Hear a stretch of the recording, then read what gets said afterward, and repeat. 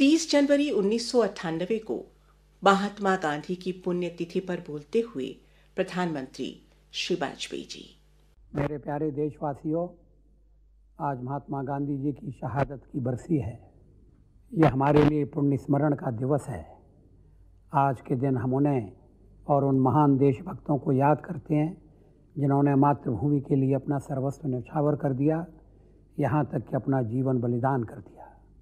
यह आत्ममंथन का दिन है, यह संकल्प का दिन है, यह स्वयं को पुनः समर्पित करने का दिन है। इस वर्ष हम इस पुण्यतिथि को सांप्रदायिक हिंसा व आतंकवाद की एक ऐसी दुखद पृष्ठभूमि में मना रहे हैं जिसकी वजह से निर्दोष लोगों की जानें गईं। मध्य प्रदेश में ननों पर हमले हुए, गुजरात में धार्मिक स्थानों की तोड़फोड़ हुई, उड़ीसा में ग्राहम स्टेन और उनके 2 मासूम पुत्रों की नृशंस हत्या हुई और बिहार में दलितों को बेरहमी से मारा गया। ये राष्ट्र के लिए गहरे शोक का विषय है। हम सभी इन घटनाओं से दुखी हैं। ऐसी हिंसा से सहिष्णुता की हमारी परंपरा और संस्कृति पर कुठाराघात होता है। यह उन सभी बातों के विरुद्ध है जो हमें गांधी जी और अन्य महापुरुषों ने सिखाई हैं। यहाँ तक विदेशी शासन के बुरे दिनों में भी हमारी परंपरा हमारी आस्था का संबल बनी रही। यह सर्वपंथ समभाव की भावना के विरुद्ध है जो हमारे गणतंत्र का आधार है।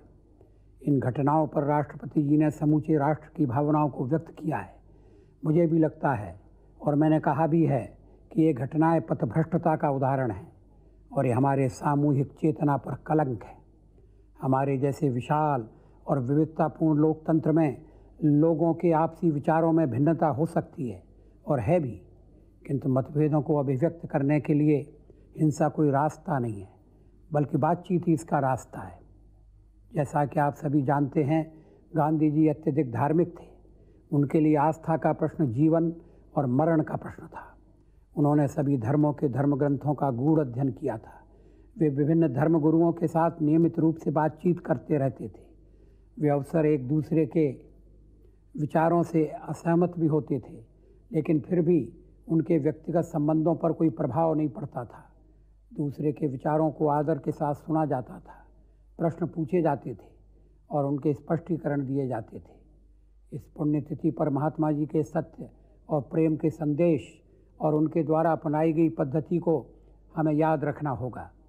एक ऐसा रास्ता अपनाना होगा जिसमें न तो हिंसा के लिए स्थान हो और न ही तिरस्कार के लिए। गांधी जी कहा करते थे, मेरा जीवन ही मेरा संदेश है। महात्मा जी की पुण्यतिथि पर उनके प्रति अपनी सच्ची श्रद्धांजलि यही होगी कि हम अपने दिल, दिमाग और अंतरात्मा को शुद्ध करके उनके सपनों के भारत का निर्माण करने के लिए पुनः समर्पित हों। जय हिंद।